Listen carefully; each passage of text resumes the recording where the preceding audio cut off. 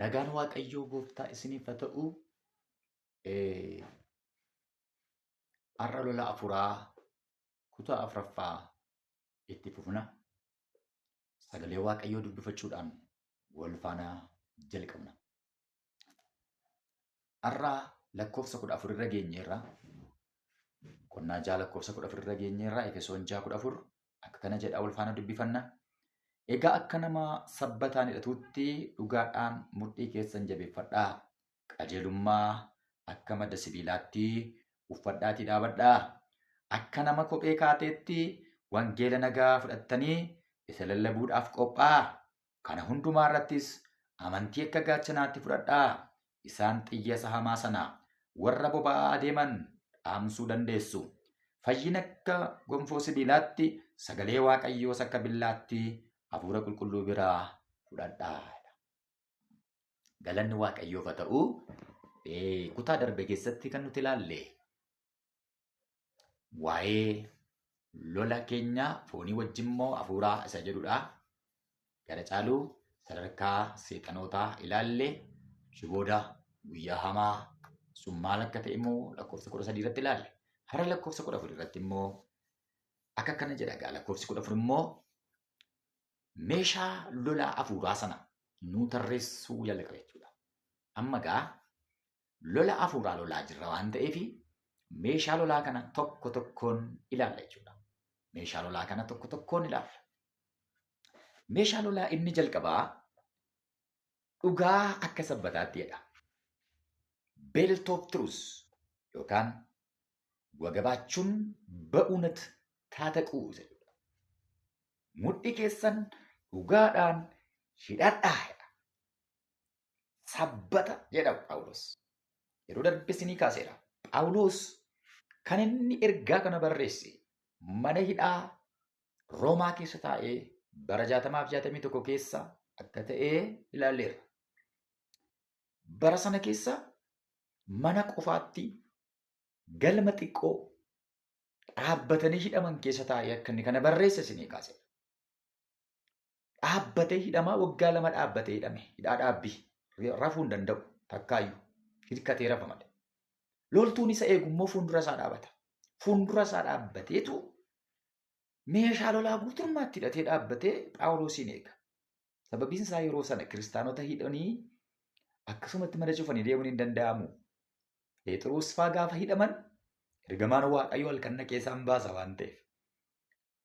Ergamoonni Waaqayyoo dhaqanii halkan mana hidhaatii budhanii sokku waan ta'eef loltuu keessatti ramaduufi.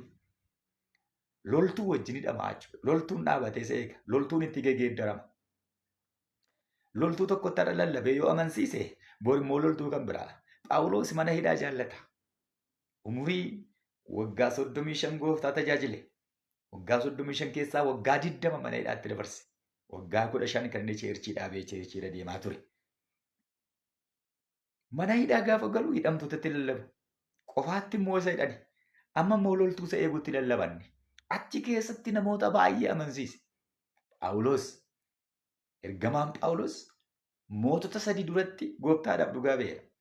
Agriiphaa, Fileeks mootii, Feesxoos akkasumas isa surra qabeessa bira naqaa jechaa ture. Isa surra qabeessa bira nageessaa jechuun immoo Neeroodha yeroo sana. Neeroo fuuldura dhaabatee wangeela lallabu. Kanaaf Phaawulos mana hidhaa kana keessa dhaabatee loltuu Roomaa ilaalaa barreesse. Loltuun Roomaa suni mataa isaarraa meeshaa inni qabu gonfoo sibiilaa. Inni kun fayyina jedhee laphee isaarra madda sibiilaa qaba. Inni kun qajeelummaa jedhee mudhii isaa gaafa gad darbu mudhiinsa sabbataan xilqodhee hidhateera loltuun Roomaa duriiti. Sabbanni kun dhugaa jedhee harka isaatti gaachana qaba. Gaachanni kun amantii jedhee billaan man'ee keessa jira. Billaan kun immoo sagalee Waaqayyoo jedhee miilli isaa kophee qaba. Kopheen kun wangeelaa jedhe. Wangeela nagaa. Kanaaf loltuu ilaalee waan barreesseef meeshaa lolaa yeroo sanaa ilaalee barreesse jechuudha. Egaa meeshaa lolaa yeroo sanaaf ammaas badaa walirraa waan hin fagaanneef hunda isaayyuu nan kaasa. Dhugaa akka sabbataatti jedha. Sabbata dur dhiirris hin hidhataa jechuudha. Loltuun Roomaa sabbata hidhata. Hankeenya matattaqiyaadha. Qabattoosa jennu. dhiiraaf. Dhugaadhaan mudhii hidhadhaa. Dhugaadhaan mudhii hidhadhaa. Waa'ee dhugichaatu hin haasa'iin fuuldura sabbanni loltuu Roomaa sabbana mudhii hidhamu kun meeshaan waraanaa kamillee kan isaan qaban hundisaayyuu mudhiitti hidhama, sabbata isaaniitti hidhama. Kopheen isaanii fo'aa lamaan, fo'aa teepha lamaan qamisii isaanii keessaan ba'ee mudhiitti hidhamaafi. Kopheen mudhii wajjin wal qabata. Billaan mudhii keessa jira, many'ee mudhiitti hidhatama. Maddi sibiilaa mudhiitti hidhatamaadha. Gaachanni isaanii harka keessa ba'eetu mudhiitti hidhama. Gonfoon maddi sibiilaa wajjin wal qabata. Meeshaan lolaa kamillee mudhii sabbata mudhii wajjin wal qabata. Argitee? Sabbanni dhugaan maalidha? Dhugaan inni jedhu kun maali? Wangeela Yohaannis boqonnaa 14 lakkoofsa 6 beektuu Yesuus Kiristoos ani karaadha, ani dhugaadha, ani jireenya jedhe miti dhugaan Yesuus Kiristoosidha. Yesuus Kiristoos immoo eenyu yoo jettan Yohaannis boqonnaan 1 lakkoofsa 14 sagalichi foon uffatee nu gidduu buufate jedha. Sagalichi foon uffatee dhufe jedha. Yesuus sagaleedha. The word of God. Dhugichi sagalee Waaqayyooti jechuudha. Sagalee Waaqayyoo isa caafame sanadha Yesuus. Isa caafamee jiru dhugichi ittiin mudhiin hidhatamu. Dhugaan sabbataa sun the written word of God. Sagalee Waaqayyoo isa caafamee jiru sana. Sagalee Waaqayyoo dhugaadha jechuudha. Afaan teolojiitiin logos isa jedhamudha. Billaa afuuraa inni jedhamu immoo reemaadha. Yeroo sanatti sagalee nu keessa jiru kan baasnee rukunnudha. Sagalee Waaqayyoo dhugaa kanaan mudhii keessan jabeeffadhaa jedha Phaawulos. Jabeeffadhaa. Egaa meeshaan waraanaa kamillee sabbatatti hidhamaadha yoo ta'e, meeshaan afuuraa, meeshaan lolaa kamillee dhugaa sagalee Waaqayyootti hidhamaadha. Sagalee Waaqayyoo ala loluu hin dandeessu. Sagalee Waaqayyoo ala tajaajiluu hin dandeessu. Sagalee Waaqayyoo ala jiraachuu hin dandeessu. Namni kan ittiin jiraatu soorri keenya waan hundumtuu sagalee Waaqayyooti. The written word of God. Isa barreeffamee jiru, isa caafamee jiru sana logoosii sanatu dhugaa keenya mudhii ittiin hidhanna, sabbata ittiin mudhiin hidhatamu dhugaa sagalee Waaqayyooti. Dhugaa sagalee Waaqayyooti. Galanni isaaf haa ta'u. Qolaasaayis 3:16 sagalee Waaqayyoo akka badhaadhummaa isaatti isin keessa jiraatudha. Baay'eedha sagalee Waaqayyoo galaana. Galaanni kun isin keessa jiraatudha. Yeroo darbe isinii kaasee yoo ta'e nuti akka dhaabannetti qawweedha. Qawweedha. Sagalee Waaqayyoo immoo rasaasa dhukaa. Hamma liqimsite dhukaa. Hamma keessa jiru dhukaasa jedhanii. Yesuus caafamee jiraadhaan mo'ate jenne miti.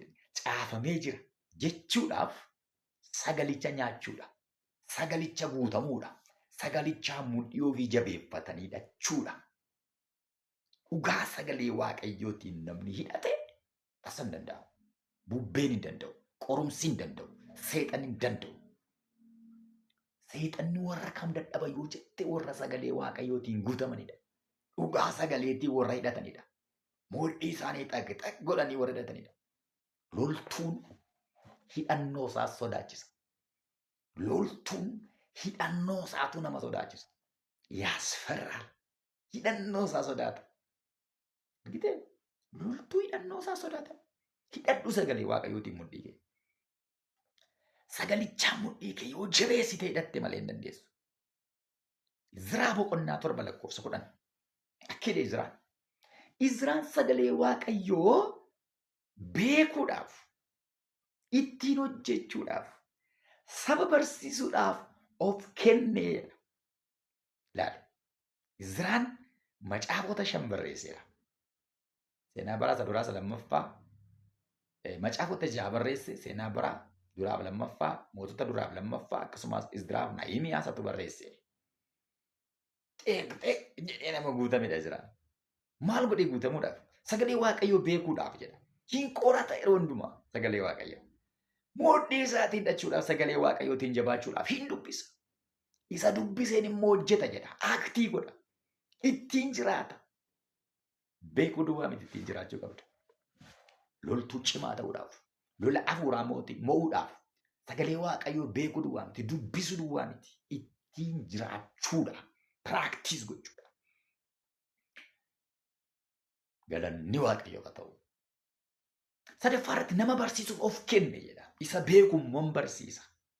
Beettee kaawwate taanaan akka qarshii baankii kee taa'uuti beekumsi kee.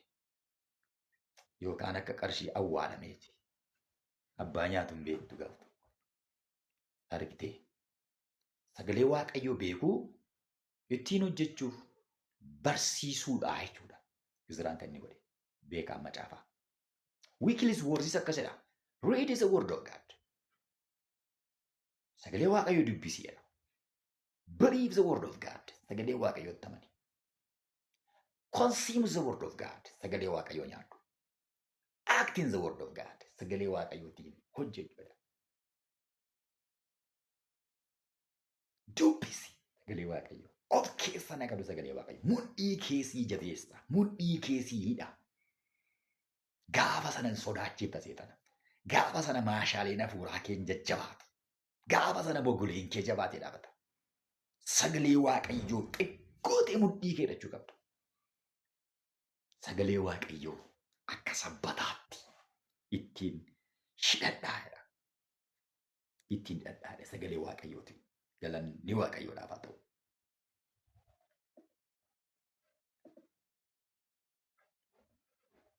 Kanaaf seexanni yeroo ammaa kana akka namni sagalee Waaqayyoon dubbisne nama godha. Sagalee Waaqayyoo irraa nama fageessa. Beeka waan ta'e mishigiin seexanaa akka ittiin diigamu waan beekuuf namni akka sagalee Waaqayyoon dubbisne barbaada. Sagalee Waaqayyoo akka hin baranne barbaada. Sagalee Waaqayyoo irraa kan namni fagaatu barbaada. Hojii manaa namaa baay'isee biizii nama godhe. Akkati yeroo kee Waaqayyoof laattee teessee sagaleen dubbisni si godha seetan. Kufaatiin jalqabaa isa kana. Gaafa sagalee Waaqayyoo dubbisuu dhaabdee kaatee kufaa jirta. Maaloo warri na dhaggeeffattan sagalee Waaqayyoo yeroo dubbistan keessa fiiddaniin dubbisina. Fincir gootee akka qamalee boqqolloo lixeen godhin gaafa dubbistu keessa galii dubbisi. Uumamaatii hamma mul'ataatti dubbisi. Waggaatti takkaallee dubbisi. Waggaatti lamallee dubbisi yoo dadhabde. Karoora baafadhu dubbisi sagalee Waaqayyoo. Qo'adhu sagalee Waaqayyoo. Nyaadhu sagalee Waaqayyoo. Nyaadhu. Qeel boqonnaa 3.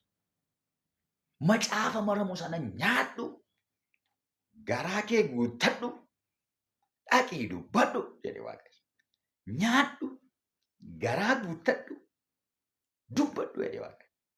Lallabuudhaaf nyaachuu. Garaa guuttachuu qabda. Garaa yoo guute malee gadi ba'uu hin danda'u kaati kee. Wanti guute karaa ba'uu barbaada. Qodaan gaafa guutu bishaan gaafa qodaatti guunnu karaa kee dhangala'uu barbaada. Yoo guutamte faarfannaas si keessaa ba'a.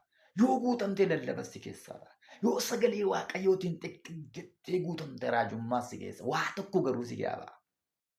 Hin dubbisu taanaan hin jiru. Hin dubbisu taanaan fagaachuu hin dandeessu. Mudhiin kee jabaachuu hin danda'u yaa nama Waaqayyoo. Sagalee Waaqayyoo akka sabbataatti mudhii keetti hidhadhu. Dhugaadhaan mudhii kee hidhadhu. Dhugaadhaan somni seexanaa fashalaa. Dhugaadhaan somni seexanaa fashaleessita.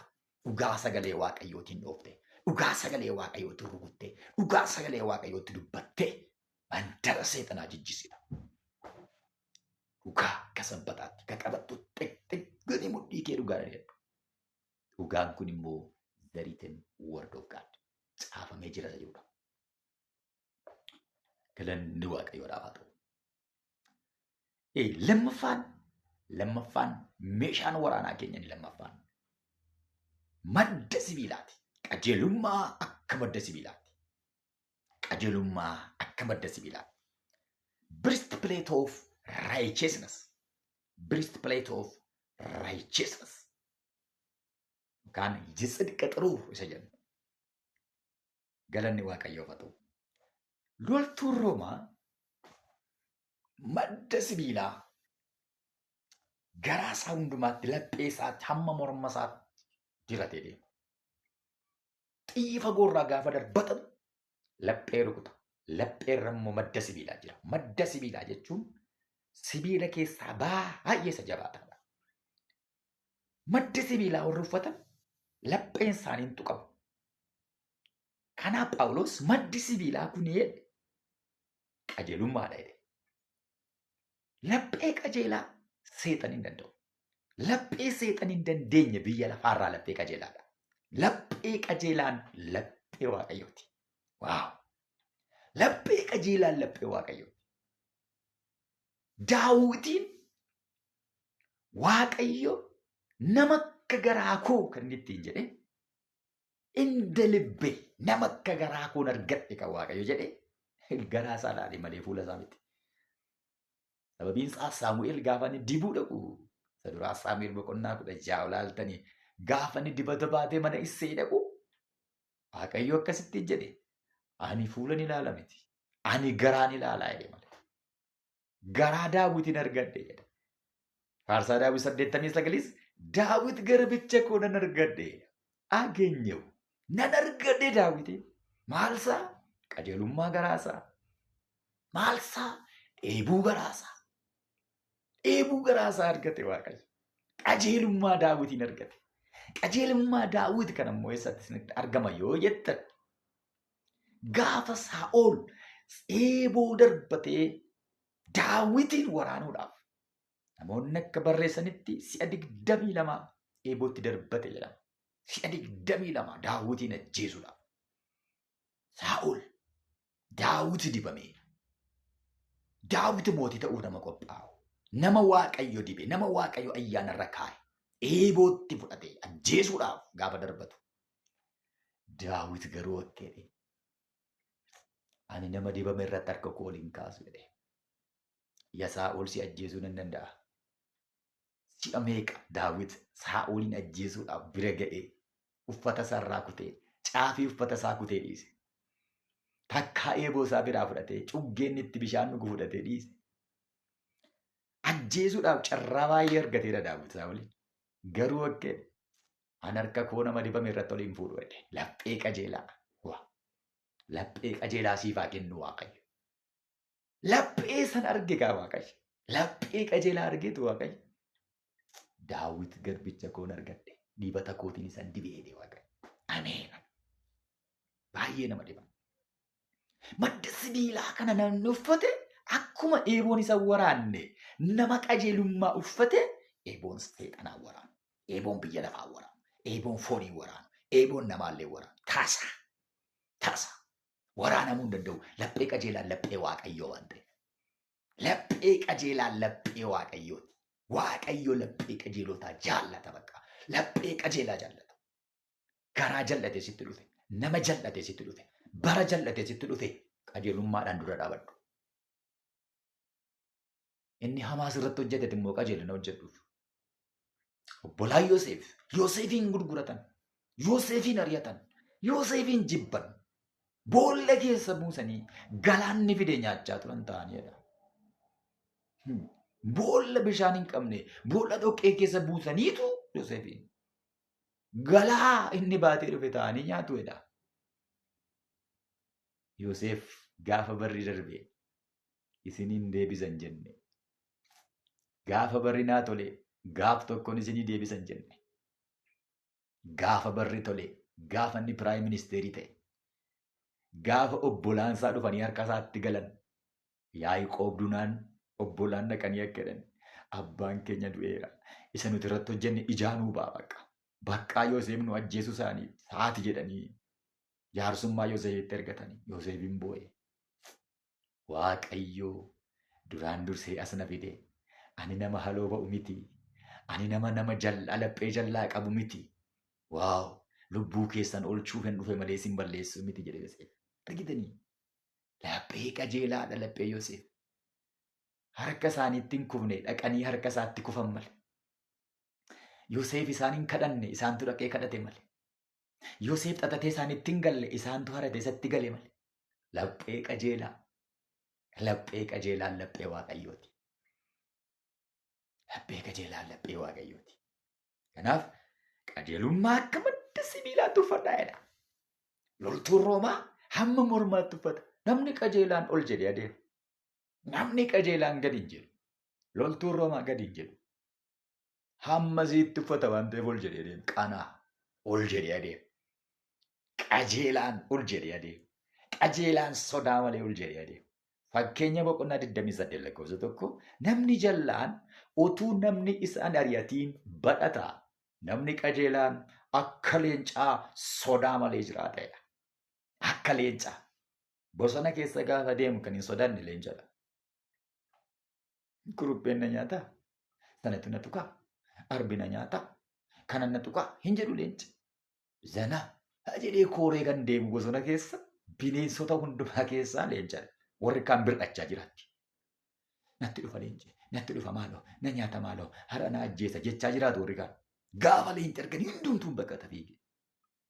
Sodaa malee kan jiraatu zanaa jedhee leencadha. Akka leencaati qajeelaan. Sodaa malee jiraata.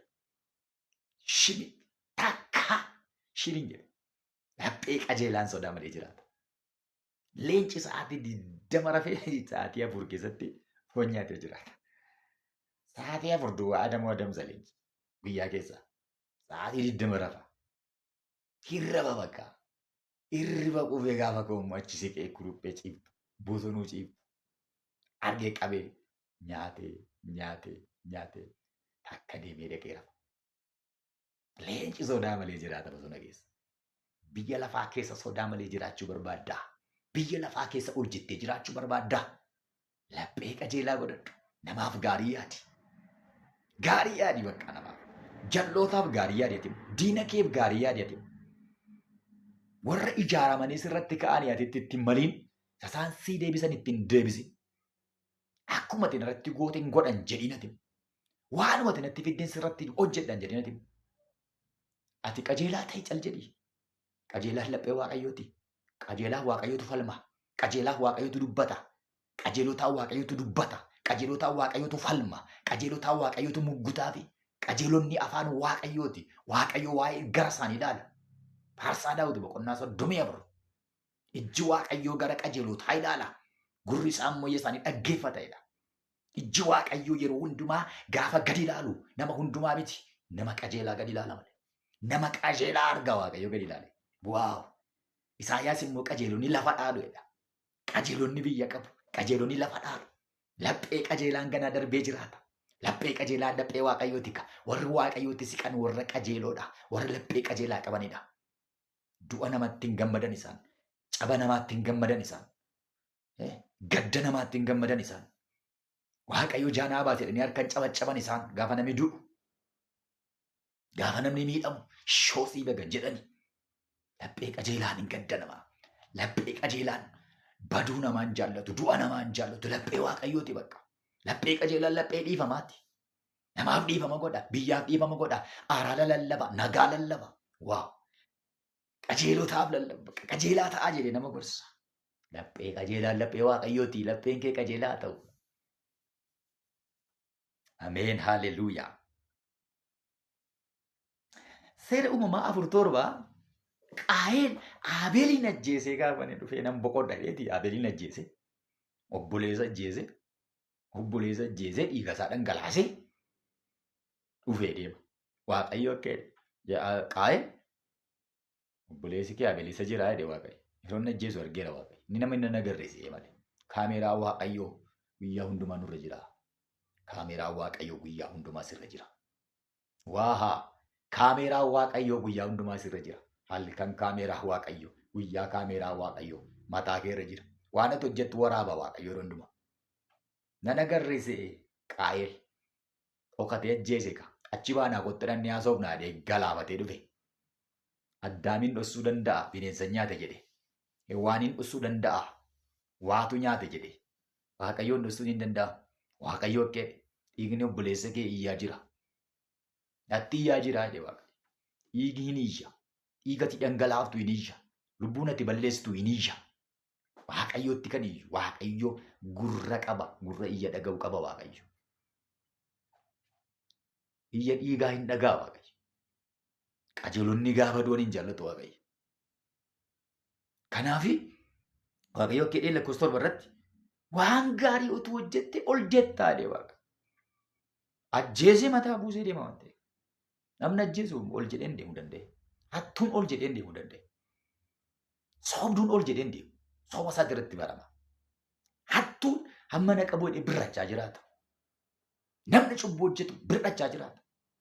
Ol jedhee deemuu hin danda'u. Qanaa jedhee deemuu hin danda'u. Qajeelonni garuu ol jedhanii deemu. Ol jedhee kan deemu biyya keessaa, nama keessaa yeroo hundumaa qajeelaadha. Laphee qajeelaan laphee Waaqayyooti. Har'aa kaasee laphee qajeelaan laphee kee haa ta'u. Waaqayyo laphee qajeelaa siif haa laatu. Ameen. Haalleluuyaa. Efesoon boqonnaa 4 lakkoofsa 24 Waaqayyo qulqulluuf qajeelaadha. Uumama boqonnaa 1 lakkoofsa 26 akka fakkeenya isaaf akka bifa isaatti nama uume. Waaqayyo maal fakkaata ree? Waaqayyo maal fakkaata? Diimaa moo gurraacha? Bifi Waaqayyo maali yoo jette Efesoon 4 sii deebisa. Efesoon boqonnaa 4 lakkoofsa 24 immoo Waaqayyo fakkaattii Waaqayyo uffadhaa deetti qulqullummaaf qajeelummaadha. Fakkaattii Waaqayyo qulqullummaaf qajeelummaadha. Wayyaa Waaqayyo uffate qulqullummaadha. Wayyaa Waaqayyo uffatee deemu qajeelummaadha. Amalli Waaqayyo qulqulluudha. Amalli Waaqayyo qajeelaadha. Qajeelummaan amala Waaqayyooti. Qulqullummaan amala Waaqayyooti. Laphee qajeelaan laphee Waaqayyooti. Kanaaf ansin jedha daddabalee. Qajeelummaan madda sibiilaati. Xiyya hamaa sana sirraa dhaamsa. Ishii qajeelummaa karaa lama arganne. Qajeelummaa karaa lama arganne. Inni tokko Kiristoos ofuma isaatiin qajeelaa nu godhe. Dhiiguma isaa dhangalaasee tola qajeelaa ta'an. Efesoon boqonnaa 2:8 Roomee 5:9 righteousness jenna. Righteousness kana tola arganne karaa Kiristoosiin. Nuyi qajeelota bakka. Namni Kiristoositti amane hundumtuu qajeelaa ta'eera. Garaagarummaan tokko hin jiru achirratti. Hundumaaf gatiin kaffalamee hundumaaf Yesuus Kiristoos gatii baasee qajeelaa nu godhe. Right. Kun qajeelummaa isa karaa Kiristoos arganne jedhama. Qajeelummaa lammaffaan qajeelummaa shaakalamuudha. Qajeelummaa baramuudha. Qajeelummaa itti guddatamuudha. Qajeelummaa guyyaa guyyaatti hojjetamuudha. Piroosesiidha. Qajeelummaan piroosesiidha. Qajeelummaan guyyaa guyyaatti hojjetamu. Kun immoo justice jenna. Barsiifni sobaa tokko jira. Ayyaana qofaan fayyine kan jedhu. Gooftaan nu gargaaree jennaan yeroo biraan qabadhee dhufa kana. Ayyaanaan fayyineera. Eeyyee fayyineera. Qajeelota taaneerra eeyyee gatii tokko iyyuu hin kaffalle. Garuu qajeelummaa shaakallu immoo qabna. Kan gooftaan nu dhiise immoo qabna. Ga'een namaa jira. Cubbuu kee dhaabattee cubbuu bulbulaa ani qajeelaadha jechuu hin dandeessu. Kiristoos gatii sii kaffaleera. Eeyyee gaticha eeggachuun kan keeti. Waaqayyo ijoollee nuu laate. Waaqayyo mucaa nuu laateera. Mucaa sii kenneera. Yookaan obboleessa buleettii qabda. Mee ilaali. Mucaa kana kunuunsuun, mucaa kana eeguun immoo ga'ee keeti. Ofiin hojjetattu isas sii kenne. Eeguuf kunuunsuun garuu ga'ee keeti. Jannata keessa Waaqayyo Addaamiif waan hin gaafa kaa'e tottoshaa eegaatti hin jedhe. Kenneefi eegaa jedhe. Kenneefi. Qajeelummaa nuu kenneera Kiristoos. Eegaa immoo nuun jedhe. Qajeelummaa nuu kenneera Kiristoos. Tottoshaa immoo nuun jedhe. Itti guddadhaa immoo nuun jedhe. Malee xumurameera mirga abbaateen jirra rakkoon hin jiru cubbuu barbaanne yoo hojjenne iddoo barbaanne yoo dhanne no problem warri jettan soba kun qajeelummaan itti guddatama. This is justice. Guyyaa guyyaan shaakalama. Guyyaa guyyaan itti dabalamaa deema. Qajeelummaan hamma Kiristoos bira geenyutti guddatamaa deema. Qajeelummaa jechuun waan gaarii gochuudha namaaf. Waan gaarii hawwuudha namaaf. Bakka jallina namaa, hammina namaa miti qajeelummaan waan gaarii namaaf gochuudha.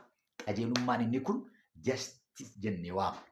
Qajeelummaan inni dhiiga Kiristoosiin arganne immoo righteousness jennee. Righteousnessiin qajeelummaa dhiiga Kiristoosiin arganne. Qajeelummaa nurraan fudhatamne. Qajeelummaa ittiin fayyinedha. Jastisii qajeelummaa guyyaa guyyaatti itti shaakalu guyyaa guyyaatti kan hojjetamudha.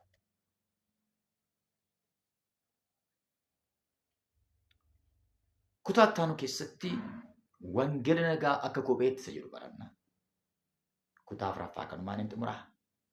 Waaqayyo gooftaan isa na eebbisu.